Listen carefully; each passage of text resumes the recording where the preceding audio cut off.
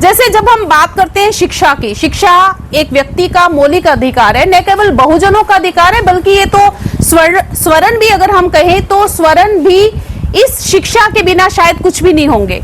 अब जब हम शिक्षा की बात करते हैं तो देश में जो कुछ इस समय पे घटित हो रहा है, एजुकेशन सेस के नाम से 2004 में ये सेस शुरू किया गया। उस समय ये 2% था और केवल प्राइमरी एजुकेशन को कवर करता था। 2007 में इसको बढ़ाकर 3% किया गया, 1% और सेकेंडरी एजुकेशन और हायर एजुकेशन का जो हिस्सा है उसमें काम करने के लिए इसमें शामिल कर दिया गया।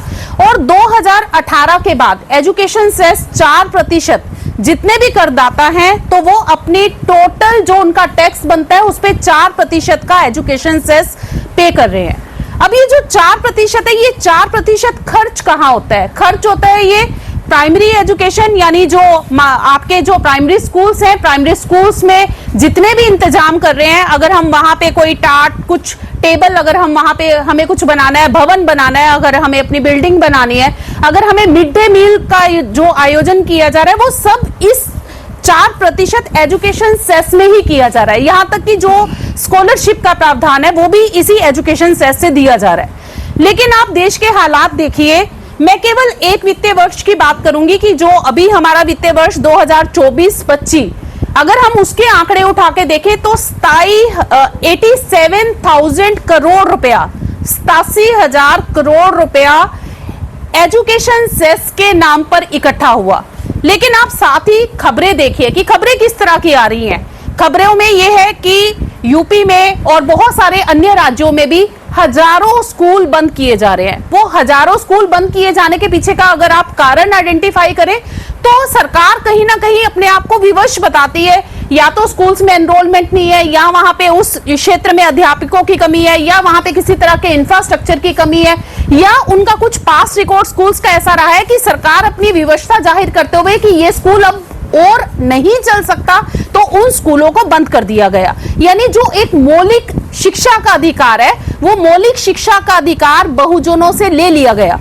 अगर हम इस बात को ध्यान दें कि आज भी जो राजकीय विद्यालय है या राजकीय महाविद्यालय है उनमें जो बड़ी तादाद है वो बड़ी तादाद बहुजनों के बच्चों की ही है। स्वर्णों के बच्चे तो एडिड कॉलेजेस में या जो हमारे पास और जो प्राइवेट इंस्टीट्यूशंस है, यूनिवर्सिटी कैंपस है, वहां पे बड़ी बड़ी मोटी फीस देके वहां पे पढ़ सकते हैं। लेकिन एक गरीब तबके का बच्चा, एक मजदूर का बच्चा, उसके लिए केवल एकमात्र जो माध्यम है शिक्षा का वो ये राजकीय संस्थान है जो लगातार बंद किए जा रहे हैं। अब आप 87,000 करोड़ रुपए का एजुकेशन सेस एक करदाता से लेके, और आप उसकी कोई जवाबदेही, कोई जो है वो उसकी वो नहीं बता रहे कि आपने कहां वो पैसा लगाया। मिड डे मील पर स्वर्ण लगातार जो है वो प्रश्न उठाते आए हैं कि ये मिड डे मील बच्चों को क्यों प्रोवाइड किया जा रहा है, उसकी क्वालिटी कैसी है, शायद इस बात से भी कोई छुपा हुआ नहीं है। तो इन मुद्दों को कौन संबोधित करेगा? जिनको जरूरत होगी, जिनकी ये आवश्यकता होगी, वही लोग तो इसको संबोधित करेंगे कि इन बातों के क्या हल है। अगर हम स्कॉलरशिप के हालात पता करें तो देश भर में जितने भी राज्य है वहां पे स्कॉलरशिप के हालात बहुत ही खराब हैं। यानी पूरा वित्तीय वर्ष बीत जाता है, कहां तो एक बच्चे को एडमिशन होने के समय या एडमिशन होने के 1 महीना, बहुत ही कम अंतर पे ये स्कॉलरशिप का पैसा मिल जाना चाहिए, लेकिन साल भर बीतने के बाद भी एससी बच्चों की, एसटी बच्चों की, बीसी बच्चों की स्कॉलरशिप राज्य के वित्तीय विभाग से रिलीज नहीं होती। और कई बार तो ऐसा होता है कि प्रलोभन में, जैसे अगर मान लीजिए कोई एडिड कॉलेज है, एडिड कॉलेज बच्चे को 0 फीस पे, क्योंकि सरकार उसको कहती है कि आप ऐसे बच्चे का जो एडमिशन है वो 0 फीस पे करे। अब 0 फीस पे आपने एडमिशन कर लिया, लालच क्या है आपके कॉलेज का कि कॉलेज ये सोचता है कि इस बच्चे की जो स्कॉलरशिप आएगी उस स्कॉलरशिप को हम अपने पास रख लेंगे और ये बच्चे की हम जो है वो स्कॉलरशिप में इसकी एडमिशन फीस को एडजस्ट कर देंगे। लेकिन हालात ये हैं कि साल खत्म हो गया, उस बच्चे की स्कॉलरशिप नहीं आई। अब जब एग्जाम की बात आई तो एग्जाम की बात में वो हजारों बच्चे फोर्स हो जाते हैं कि उन्हें एग्जाम में तब बैठने दिया जाएगा जब वो उस कॉलेज की फीस को भर देंगे। तो वो अपनी पॉकेट से उस बच्चे को, अपनी पॉकेट से उस फीस को भरना पड़ता है, सरकार उस बच्चे की कोई जिम्मेवारी नहीं ले रही। तो मेरा सवाल, संयुक्त मोर्चा का सवाल ये है कि फिर हम काहे को देश में इतने बड़े बड़े एजुकेशन सेस नाम के इंतजाम करते हैं। अगर समय पे बच्चे को अच्छा खाना नहीं मिल सकता, अगर बच्चों की छत उनके ऊपर गिर रही है, बच्चे छत के नीचे दबके मर रहे हैं, बच्चों के पास स्कूल तक पहुंचने का रास्ता नहीं है, वो तैर के जा रहे हैं, वो भीग के जा रहे हैं, वो नंगे पांव वहां पे पहुंच रहे हैं, तो फिर एजुकेशन सेस का क्या महत्व है? करदाताओं का पैसा क्या केवल एमपी फ्लैट्स के लिए बना है कि आप 10-10 करोड़ रुपए के एमपी फ्लैट बनाए और मुफ्त में सांसदों को, जिनके पास पहले से ही वित्तीय कोष की कमी नहीं है, जो पहले से ही रिसोर्सफुल है, आप उनके लिए मुफ्त में रिसोर्सेज जनरेट कर रहे हैं, और जो वास्तव में बहुजन इस बात के हकदार है, आप उनका हक सरकार खाई जा रही है।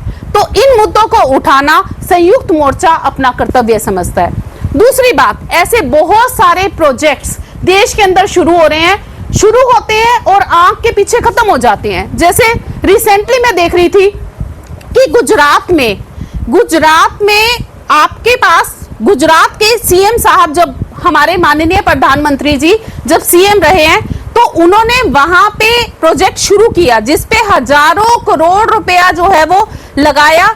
उस प्रोजेक्ट के बारे में कहीं मीडिया के अंदर कोई कवरेज नहीं है कि वो प्रोजेक्ट कैसे शुरू किया गया था, आपको जो है वो क्या आपको उससे जो है वो किसी तरह का कोई रिटर्न आया? कुछ नहीं रिटर्न आया। ये सब क्यों हो रहा है? मीडिया इस तरह की आवाज आज भी बहुजन मीडिया खुलकर नहीं उठा पा रहा है। और अब सबसे बड़ा जो हमारे सामने है कि हम ये सोचते हैं कि बहुजन एकत्र हो रहे हैं, हमें ये लगता है कि हम 85% की एक संख्या देंगे तो शायद इससे हमारी कोई जो है वो बहुत बड़ी लंबी चौड़ी हमारी जो है वो आबादी देखने को मिलेगी, लेकिन नहीं। पिछले 5-6 सालों में अगर हम ऑब्जर्व करें तो ये जो बहुजन आंदोलन है ये धीरे धीरे करके कमजोर हो रहा है। ये जोर नहीं पकड़ रहा बल्कि ये कमजोर हो रहा है। कमजोर कैसे हो रहा है कि बहुत सारे ऐसे प्लान शुरू कर दिए गए जिन प्लान्स ने हमारे ट्रस्ट को, हमारी सोसाइटीज को, हमारी समितियों को, हमारी जो कास्ट है, हमारे जो मिशन है, उनको कई हिस्सों में बांट दिया है। आज केवल एक जाति नहीं है बल्कि उस जाति की जो उप जातियां हैं वो अपना अलग अलग मिशन लेके चल रही हैं। तो ऐसे में संयुक्त मोर्चा इस बात के लिए प्रयासरत है कि हम बहुजनों तक इस सभी सच्चाई को बताएं। हम ये बताएं कि जो सबसे बड़ा अधिकार, वोट का अधिकार, जिसके लिए हम इंश्योर हैं कि हम ये सोचते हैं कि कोई भी ऐसी पार्टी जो हमारे हित की बात करेंगी हम उनको वोट देंगे, अब तो वो भी आपने देख लिया कि वो भी हमारा सिक्योर नहीं है। हो सकता है कि मैं बटन ए का दबा के आई हूं और मेरा वोट जो है वो बी को पड़ा हो। तो 5 तरीके जो हमारे विपक्ष के नेता माननीय राहुल गांधी जी ने सभी के सम्मुख जो लेके आए हैं, खुल के सबके सामने प्रस्तुत किए हैं, और वो केवल एक बात है। और उस बात पे तो हमारे जो पक्ष के नेता हैं, हमारी जो सत्तारूढ़ पार्टी के नेता है अनुराग ठाकुर जी, उन्होंने तो बिल्कुल ओपनली, उन्होंने तो बल्कि उसको 5 गुना करके बता दिया कि आप एक की बात कर रहे हो कि एक जगह ऐसा हुआ है, बल्कि 5 जगह उन्होंने जो है वो चुनाव आयोग को इस बात की चेतावनी दी है कि देखिए ये मैनिपुलेशन जो है वो हमारी वोट के साथ चल रही है। तो बहुत ही गंभीर स्थिति हमारे सबके सम्मुख है वर्तमान में, और ऐसे में कोई भी जो मोर्चा है, कोई भी जो मिशन है, शायद उसको इसी बात के लिए प्रयासरत रहना चाहिए कि हम सभी एक ही जगह हो, एक ही मंच पे हो। ये संविधान बहुजनों की आत्मा है। ये देश भर के लिए हो सकता है कि एक दिन का पर्व हो, कि आप एक दिन मात्र संविधान दिवस के तौर पे आप मनाएं और वो चर्चा केवल एक दिन तक सीमित रह जाए, लेकिन बहुजनों के लिए ये जो संविधान है ये उनकी आत्मा है, ये रोजमर्रा का पर्व है। क्योंकि जब तक संविधान है हम हैं, हमारा एक अस्तित्व है, हमारा वर्चस्व है, हमारी जो शिक्षा है, हमारी समानता है, ये सभी फंडामेंटल राइट हमें संविधान की वजह से ही मिल पा रहे हैं। अगर संविधान ही देश में नहीं है तो शायद बहुजनों के सभी अधिकार स्वतः ही समाप्त हो जाएंगे। ये जो संविधान पर प्रहार करने वाली सत्तारूढ़ पार्टी है, या और जो सामाजिक या आर्थिक क्षेत्र में जिस तरह से संविधान को हानि पहुंच रही है, जो हमारे समाज में संविधान के साथ साथ जो हमारे लोग, बहुजन के लोग हैं, वे भी इसमें डिस्टर्ब कर रहे हैं। हमारे आपस में हमारे मतलब दलितों को सता रहे हैं, उनको भी थोड़ा कहने की जरूरत है, वो अपने में सुधार करें। और जो बहुजन समाज की बात हम लोग करते हैं तो बहुजन को इकट्ठा रहने की आवश्यकता है, उसी के साथ हम लोग आगे बढ़ सकते हैं। सब लोग प्रयास कर रहे हैं इसमें, परंतु जो कुछ उच्च शक्तियाँ हैं, जो आज की गवर्नमेंट है, वो ऐसे हालात पैदा कर दिए हैं कि हम लोग में डिफरेंसेस पैदा करके आगे बढ़ रहे हैं वो लोग। और दूसरे जो भी संवैधानिक मुद्दे हैं उनको गौन किया जा रहा है। हमारा संयुक्त मोर्चा इसी दिशा में काम कर रहा है कि जो भी समाज में मुद्दे हैं, ज्वलंत मुद्दे हैं, उन पे काम करके आगे बढ़ाएगा। इसी विषय में हम लोगों का विशेष प्रयास है, जो हमारी महासचिव जी ने बताया, राष्ट्रीय अध्यक्ष जी ने बताया। दूसरी बात यह है कि हम लोग इस मोर्चे के द्वारा सरकार को ये कहना चाहते हैं कि जो हमारे बीच में डिफरेंसेस पैदा ना करें, और दूसरे हमारे छोटी छोटी बातों को बहुत बढ़ा के उनको किया जा रहा है। अभी हम एक छोटा सा पब्लिक सेक्टर है CL, वहाँ पे एक हमारी अम्बेडकर जर्नलिस्ट कमेटी थी, जिसमें हमने इनको भी एक बार इन्वाइट किया था, हमारे महासचिव जी को। बहुत बढ़िया चल रहा था।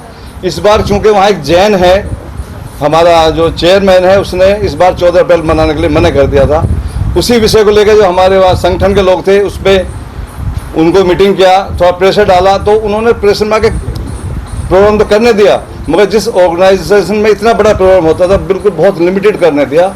उसके बाद भी जो हमारे जो कार्यक्रम कराने वाले जनरल सेक्रेटरी अध्यक्ष थे, उनको ट्रांसफ़र कर दिया, एक का हैदराबाद, एक का उड़ीसा। तो ये प्रेशर टैक्टिक्स हम लोगों के बीच चल रही है। जो गवर्नमेंट है वो संविधान के अनुसार ही हमारे सारे जो अधिकार हैं उनको क्रैश करती जा रही है, मगर जिनके क्रैश हो रहे हैं वो आँख खोल के देख ही नहीं रहे हैं।